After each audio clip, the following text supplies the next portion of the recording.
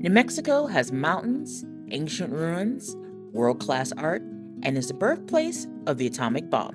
In this video, I'm counting down my top 15 attractions across Albuquerque, Santa Fe, and Taos, plus an honorable mention in Los Alamos. These aren't in any particular order, just 15 places that I recommend. Let's get into it.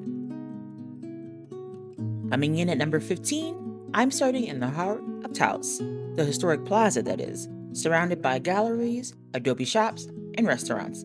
It's been a gathering place for centuries and seems to have this quieter, more offbeat energy than Santa Fe.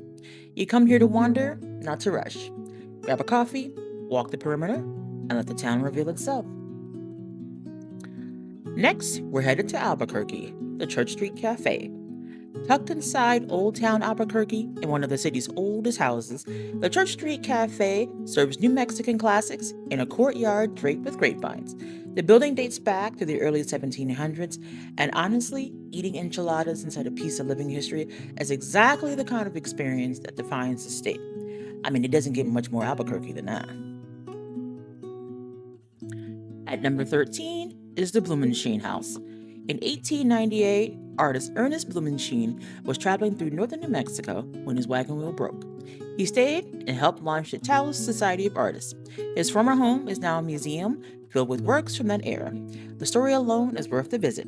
A broken wagon wheel changed American art history. Now it's time for some good food. Coming in at number 12, the Burrito Cafe in Santa Fe. I came here for the blue corn pancakes, and while the texture threw me off a little bit, it was cool to try something new that was authentic New Mexico. Plus, the service was really good, so I shall return and try something else. Number 11, we're back in Taos and the Kit Carson Museum. Just off the plaza, this was the actual home of frontiersman Kit Carson, trapper, scout, soldier, and one of the most complicated figures of the American West. The adobe house has been preserved, and inside, you get a good look at his life in the 1800s. It's a small museum, but it gives you a window into what the frontier really looked like. At number 10 is the New Mexico Art Museum in Santa Fe. Located right across from the plaza, this museum houses one of the best collections of Southwestern art anywhere in the world.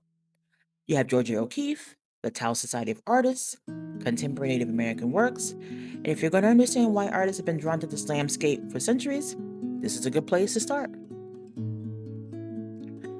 At number 9 is the place where Albuquerque began, Old Town.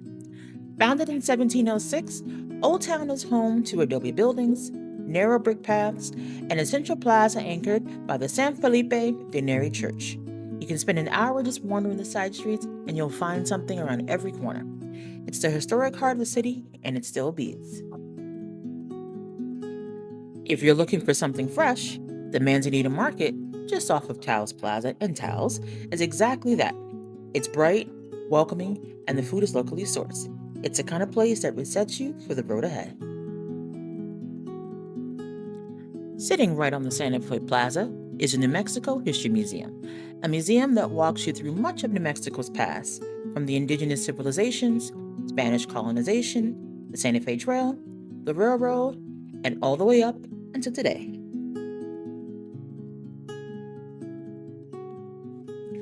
Next to the New Mexico History Museum is the Palace of the Governors. Built in 1610, this is the oldest continuously occupied public building in the United States. For centuries, it was the seat of government under Spanish, Mexican, and American rule. Today, Native American artisans sell handmade jewelry alongside the portal. I actually picked up a pair of turquoise earrings to take home. At number 5 is the Indian Pueblo Culture Center in Albuquerque. Run by the 19 Pueblos of New Mexico, this center tells their story, from centuries-old pottery, traditional weaving, contemporary art, and more. If you want to understand New Mexico beyond the surface level, this is a good place, and there's also an on-site restaurant and cafe where you can dine on native cuisine. This next stop at number 4 is known for its spiral staircase, the Loretto Chapel. Now here's the story. When the chapel was completed in 1878, the nuns realized there was no staircase to the choir loft.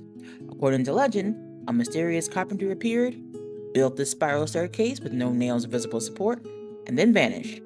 Now, whether that tale is true or not, you just have to come and appreciate this beautiful church and the architecture. At number three is the Hacienda De Los Martinez.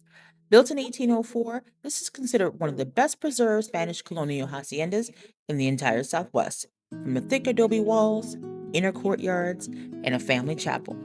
Walking through it, you'll get to see what life was like on the northern frontier 2 centuries ago. About 25 minutes outside of Santa Fe in the town of Pecos is the Pecos National Historic Park. This park is the site of a pueblo that was once one of the largest in the Southwest, home to over 2,000 people. You can walk through the ruins of the Spanish Mission Church and the surviving pueblo walls, and it's free to visit, and is a cool hidden gem to stop at on your road trip. And now, I'm giving this top spot, or at least the most unexpected one, to Los Alamos. About 40 minutes northwest of Santa Fe, this is where the atomic bomb was born, and it's also home to the Bradbury Science Museum that tells the story of the Manhattan Project, the science, the secrecy, the weight of what was created here. Even though you know the history, nothing really prepares you as you relive that day, and it's also free to visit. So those are my top 15, well, 14 plus 1, across Albuquerque, Santa Fe, Taos, and Los Alamos. If you only have time for a few stops, I recommend the Indian Pueblo Cultural Center in Albuquerque, the Pecos National Historic Park outside of Santa Fe, and the Hacienda de los Martinez in Taos. Those three gave me the deepest sense of this place, and I highly recommend them. If you're planning a trip to New Mexico, I recommend just getting off the interstate, checking out the smaller towns, and as always, have fun and go explore. I'm Coco Wanderer, and I encourage you to keep wandering, and I'll see you on the next adventure. Bye.